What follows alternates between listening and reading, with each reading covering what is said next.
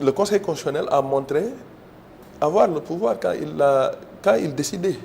Et les gens se sont confirmés. C'est la Constitution qui lui donne ça. Pour revenir et pour être complet sur la question, quand on prend le fonctionnement de la justice, quand on prend les magistrats, il y a deux types de magistrats. Il y a les magistrats debout, qui est le parquet, qui fait les poursuites et qui un peu gère l'administration de la justice, et les magistrats du siège qui tranchent, qui jugent fondamentalement. Mais eux, ils sont indépendants. Ils sont protégés par la règle de l'inamovibilité. Ah, excusez-moi de baal leen ma de. waaw donc pour dire que magistrats yi ñoom mais nag di xalaat ci droit di wax wolof yombul de. donc pour dire que magistrats yooyu. dafa am règle de l'inamovibilité boo xam ne tax na. mënuñu leen bouger sans leur consentement. ñu bouger leen te ànduñu si. oui. Après, pour le maintien du président, donc je termine par là. Non, règle de l'inamovibilité, règle de l'inamovibilité, magistrat mënuñu leen bouger sans leur consentement. C'est les textes qu'ils disent.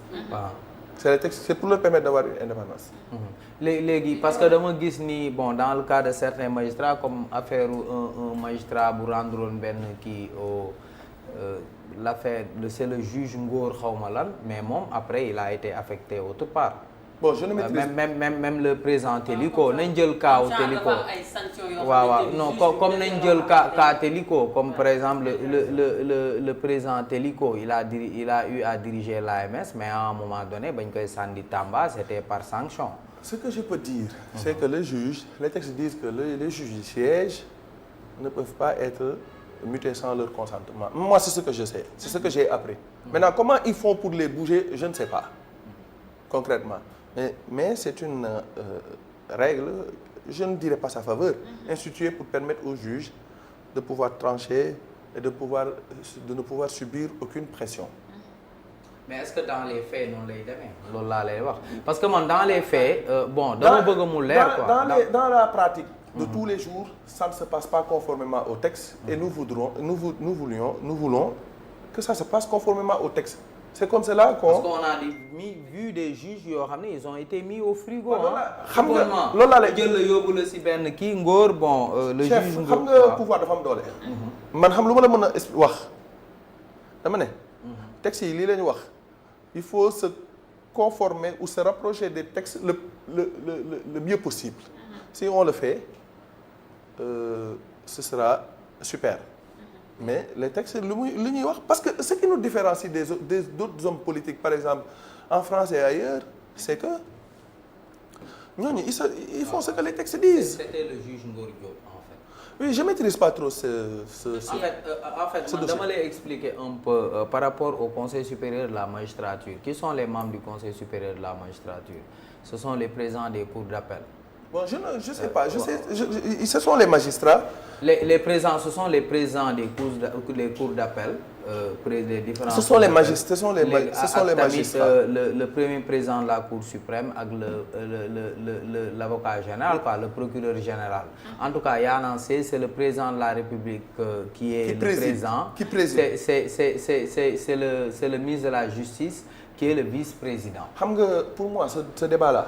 Ça n'est même pas un. Le président de la République a répondu sur la question Mouné et d'autres juristes et même les magistrats qui te disent que le président il ne fait que présider et que ce sont les juges qui entre eux décident de ce qui se passe. Après le président il entérine et sur certaines questions naturellement il tranche parce que c'est la clé de voûte des institutions et c'est la première institution et la plus grande du pays. Moi, je ne suis pas contre le maintien du président de la République dans le Conseil supérieur de la magistrature. Ce que j'avais dit hier, je le redis aujourd'hui. waaw parce que man boo gisee ñu lay wax loolu parce que dafa am benn juge boo xam ne il était Conseil supérieur de la magistrature moom dafa ne ma le problème en fait mooy pour la nomination des juges il y a le ministre de la Justice bon qui fait une liste peut-être il demande l'avis du Conseil supérieur de la magistrature qui est composé mais nee na le problème en fait mooy quand l'exécutif propose des personnes comme yow mu proposé la les gens ne veulent pas contredire en fait l'exécutif au sein du Conseil supérieur de la magistrature c'est ça le problème. Donc vous avez situer le problème. Vous dites que ce sont des personnes qui ne veulent pas contrarier l'exécutif. Loolu nag kenn mënu si dara. N'est-ce pas madame? Les magistrats yi. waaw mais vous dites que en fait c'est ça le problème. Est-ce que tey jii yow vous pensez que tey jii pour une indépendance peut-être de la justice. Est-ce que du laaj peut-être une justice bu ñuy wax une justice autonome justice boo xam ne. xam nga sa question ni nga ko posé vous me dites autrement. que juge yi dañ leen jox benn pouvoir boo xam ne bëgguñu ko exercer pour ne pas contrarier l'exécutif, n'est-ce pas? mais loolu léegi loolu lu ci nit mën. Est-ce que vous avez compris ce que j'ai dit? Si vous avez un pouvoir. Vous pensez que les magistrats doivent s'assumer? Parce que pas tant de mais tout le monde doit s'assumer et exercer les prérogatives données par la Constitution et par les autres lois organiques et autres. Vous avez dit tout de suite que quand l'exécutif, il va faire des propositions naturellement, parce qu'il est garant du fonctionnement régulier des institutions, de la justice, de tout. Donc c'est aussi de son intérêt d'avoir des gens qui vont faire le travail. Très bien. En fait, par rapport à assise de la justice, on a vu qu'il y a 30 recommandations ici, parmi lesquelles départ président de la République si Conseil supérieur de la magistrature, même si moom boobu amagul consensus et que président nee na moom bien yi am consensus total dina ko jël. Tey yow ban jàngat nga am si recommandation yooyu nga xamante ou bien l'essentiel des recommandations yi nga xamante ni moom moo génnee si assise de la justice. Ndax yaakaar nga ni buñ si jógee suñu justice bi dina xaw a population bi dinañ delluwaat am confiance si justice bi nga xamante ni. Non, man je vais terminer par là où vous avez commencé. Pour moi. Pour yow. Oui, pour moi. Les populations doivent avoir confiance à la justice. Je vous ai dit tout de suite. yow askan bi dañoo war a wóolu. suñu justice bi. waaw xam nga lu tax population yi war a wóolu justice bi. waaw. parce que ni ko Badara Gadiaga di waxee y a pas d'alternative à la justice. problème bu am justice moo koy tranché. bu ko tranché wul vendetta moo fi am. la loi du talion œil pour œil dent pour dent. xam nga la justice c'est une renonciation au droit de la vengeance. te yow boo ma tooñee man ma fayu xamuñu fu ñuy mujjee. ñu ñu confisquer le droit à la vengeance dénk ko ay nit ñuy trancher de manière impartiale ma ni la que tous les jours parce que c'est l'arbre qui cache la forêt les histoires politiques moo tax nit ñi di foog ni la justice tous les jours da ngeen di dem tribunal ngeen xool. ñaata société ñooy am problème ak seeni employé justice di tranché di jox raison employé yi bon naturellement le droit social est par essence protecteur mais ñaata nit ñooy am problème escroquerie bigamie yeneen ak yeneen agression vol recel meurtre tous les jours kan moo koy tranché.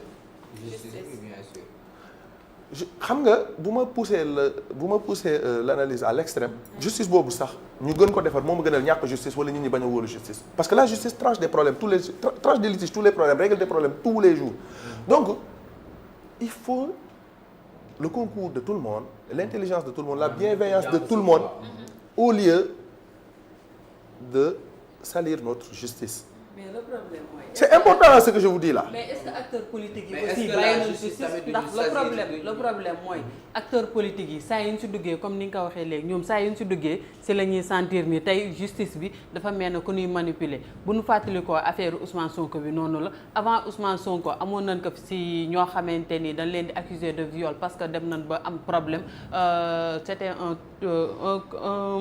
un des partisans de Oumar Sarr c'était vers les années 2012 je crois amoon na fi problème ci domaine ay affaire de viol parce que demoon na ba benn instant jubootul woon ak ñi nga xamante ni ñoo fi nekkoon buñ ci jógee aussi amaat na yeneen problème yu bari Barthélémy Dias jaar na fi Khalifa Sall jaar na fi keneen ak keneen jaar na fi à chaque fois bu acteur politique bi amee demee ba jubawul ak ñoom rek dañuy sentir ni day am beneen problème te bu boobaa dañuy sentir justice ci côté ki nga xam ne moo nekk pouvoir que ci côté ki nga xamante ni mooy beneen acteur politique bi nekk. Si on prend le cas de Ousmane Sonko, il y a eu beaucoup de décisions qui ont été en sa faveur. On peut être d'accord là-dessus.